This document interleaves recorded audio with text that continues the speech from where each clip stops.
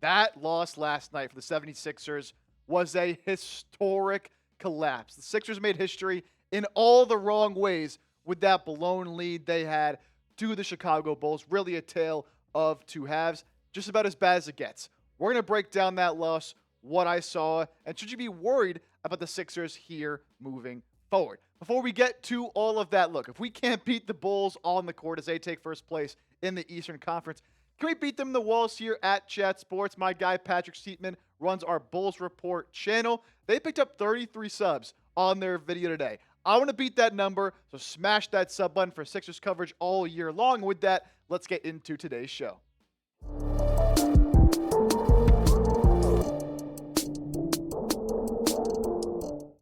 So the Sixers falling last night to the Chicago Bulls, 113 to 111 in a game where the Sixers led by as many as 24 points. And in the first half, they were really in full control of this game. They had an outstanding first quarter, scoring 45 points, the most they've scored in any quarter so far this season.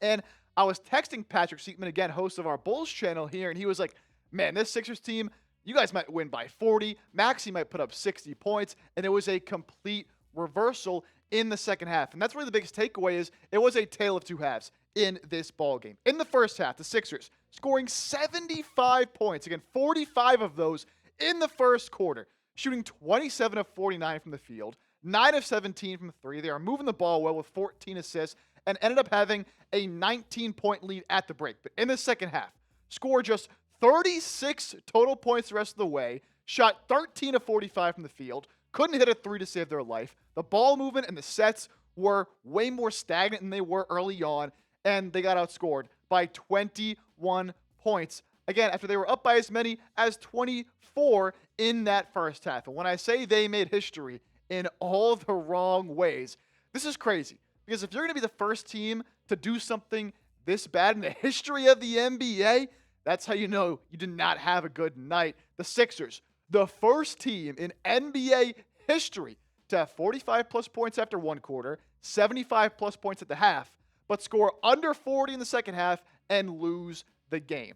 A truly historic and generational collapse by the Sixers team that has been on the other side of these things all year, where they're coming back from these big deficits. But it seems like playing in these close, hard-fought games and running up and down the court may be starting to catch up to them just a little bit. And here's some pretty absurd chat stats for you. A lot of these chat stats early in the year have been great. This one, not so much. The Sixers did not make a shot from the field. They did make some free throws, but did not make a shot from the field for the final 6 minutes and 26 seconds of the game. Over half of the end of that fourth quarter. You are never going to win a game if that happens. This is reminiscent of the Sixers really most of last season, where towards the end of the games, they just could not figure out what to do offensively. And it's so surprising because, again, the offense was so fluid and so explosive early in this game, they could not miss a shot.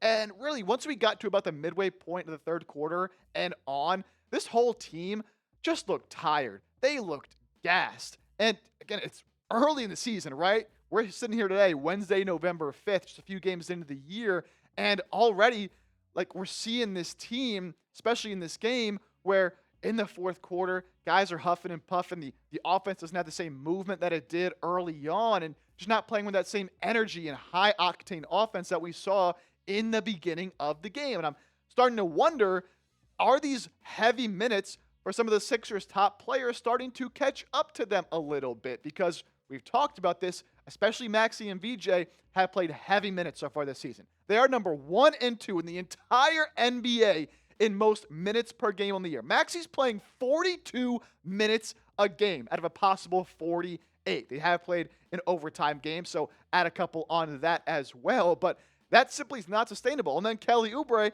is there at number 5. So their top guys are playing a lot, and it's a long season. Sixers have depth. I don't think they need to be playing this much this early in the season. I get they're great. You want them out there. But at some point, you got to think about the long, grueling season and hopefully a playoff run. And in that fourth quarter, man, I showed you the team numbers as a whole in the second half, but nobody could buy a basket. It's hard to point to one individual player here because nobody was good in the fourth quarter. Maxey, just 2 of 8 from the field after having a tremendous game. Embiid was over in the fourth quarter after he looked like his old self in the first half. And then everybody else really not putting out much shots, but Oubre was 1 of 3. Quentin Grimes had a tough game as a whole. He was 0-3 in the fourth, including missing the potential game winner, which was a good look for him. And VJ Edgecombe was just 1 of 2 in the fourth, not really all that aggressive. Wasn't really aggressive for much of the game either. So just a terrible fourth quarter. The sets weren't good. They weren't moving the ball. And I think Nick Nurse does have to take some blame for this, as well as the players, obviously, right? At some point, you got to make shots and you got to run what the coach wants you to run. But I think Nick Nurse in the fourth quarter went a little too much to Joel Embiid down the stretch. When, yes, I get early in the game, Embiid was cooking the post, right? He was making a lot of those old shots that we expect Joel Embiid to make. But in the fourth quarter, being guarded by Nikola Vucevic, he couldn't buy a bucket. And I think he was getting good looks, was Embiid, but they simply weren't falling. So at some point, if you're Nick Nurse, you have to adapt and you have to change your strategy. The Sixers team has been so good, led by Tyrese Maxey, getting up and down the floor. Maxey wasn't very good either, trying to create his own shots, but I think that's when you start to swing the ball more, run more sets, run more set plays, instead of just saying, hey, Maxey, try to get a bucket, or hey, Embiid, in the post, try to post a Vucevic, or running the two-man game. That's pretty much what the entire offense was in the fourth quarter. I love what Nurse has done this year, but I think he has to adapt more in that fourth quarter. And look, when you play so many close games like the Sixers have this season, you're going to end up dropping some of them, right? Philadelphia has been so good in clutch moments in the fourth quarter. Coming into this game, they had the largest fourth quarter point differential in the NBA, but usually they're the ones coming back from a big deficit. This time, and it started in the third quarter where they've been bad all season long, they were unable to hold on to that lead, and they let a Chicago Bulls team who's also, for the Bulls, have been great at coming back late in games and winning these close games. They let them come back and win the game. So look, when you are in these kind of close games and your guys are playing big minutes and your star players aren't making shots, you're bound to drop some of these games at some point. It happened last night, and Sixers on a back-to-back. We'll see what they look like tonight. But it was really a bad fourth quarter, and it goes to execution, it goes to coaching, and it goes to play style as well. Now, we'll get into some more individual performances here, and we'll talk about some of the numbers and what I saw from some of these guys in the game. But first, got to give a big shout-out to today's sponsor, and that is our friends at DraftKings. All your favorite NBA players are back, and DraftKings Sportsbook, an official sports betting partner of the NBA, is the place to bet on NBA stars this season. New customers, bet just $5 and get 3 months of NBA League Pass, plus score $300 if your bet wins, paid in bonus bets.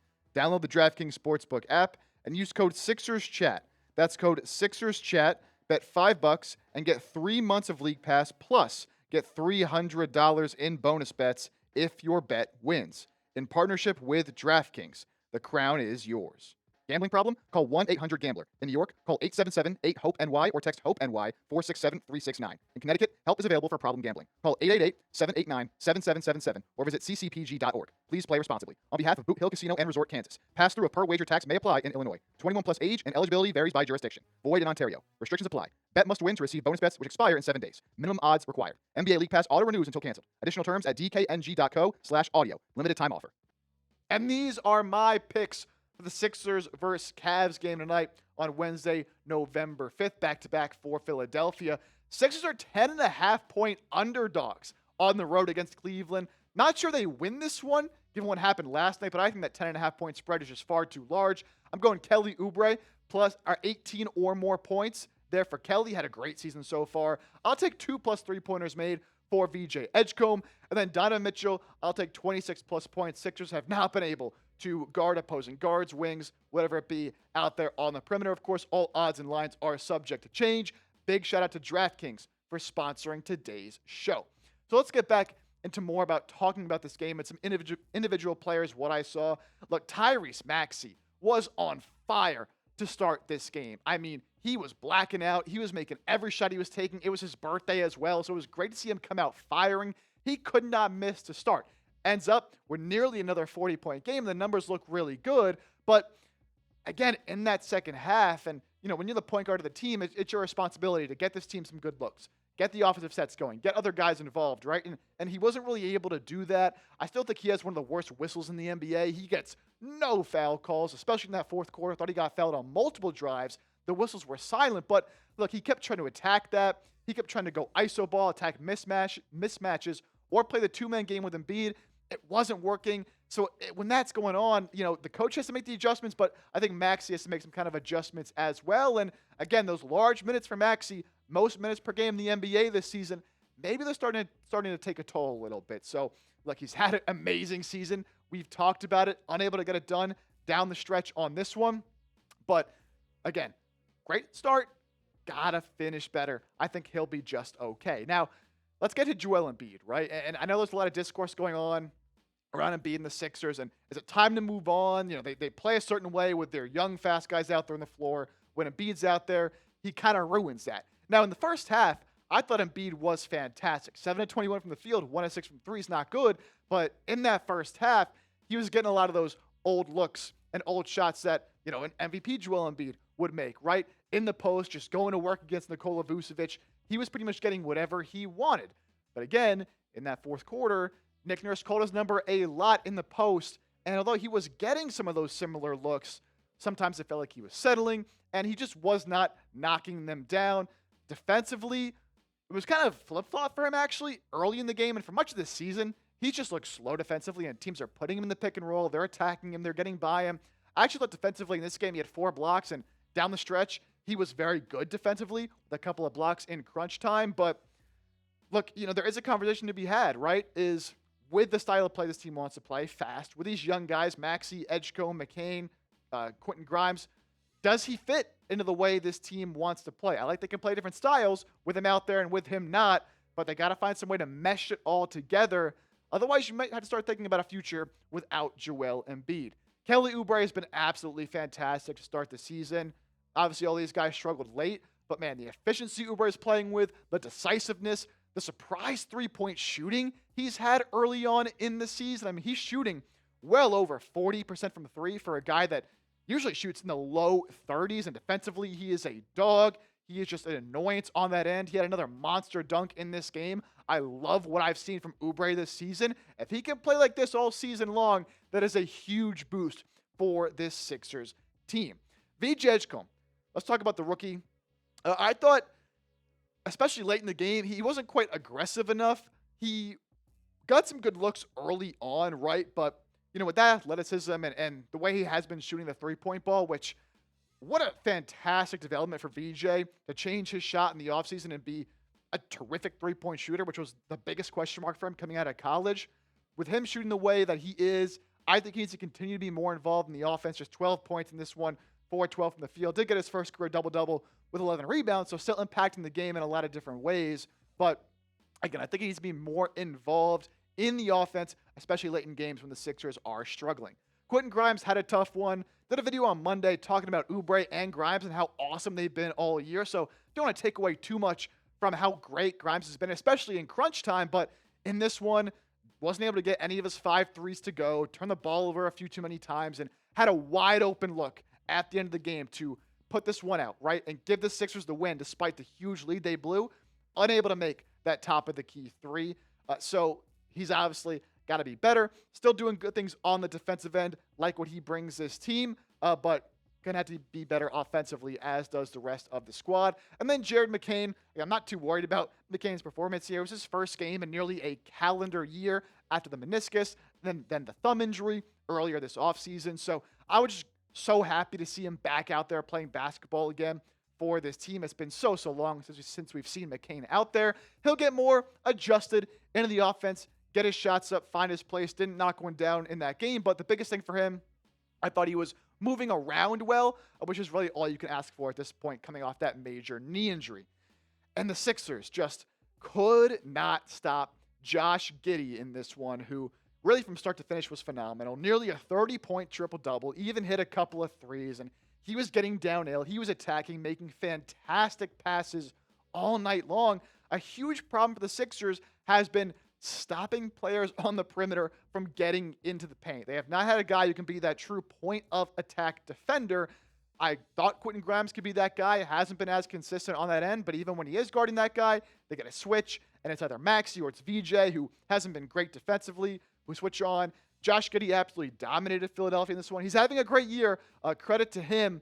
But man, late in games, just making the right passes, making the right reads. That's what a true point guard does. And I think that's the final step for Maxey in his development, right? Is taking that last leap to being that true playmaker, floor general type. But hats off to Giddey, man. What a game. Made that great pass to Vucevic for the game-winning 3 for Chicago. Be honest with me, Sixers drop now to 5-2. Still a great record and a great start to the year for them, so I don't want to take away from that too much. But is there cause for concern for you? Does this loss to the Bulls concern you? Type C if you are concerned and you think there are some issues from this game that could linger the rest of the year. Or you think the Sixers will be fine? I think they'll be okay. Type F for fine. Let me know down in the comment section. Now tonight, this is why blowing that game as well last night was so difficult, because that was the front end of a tough back-to-back for the Sixers.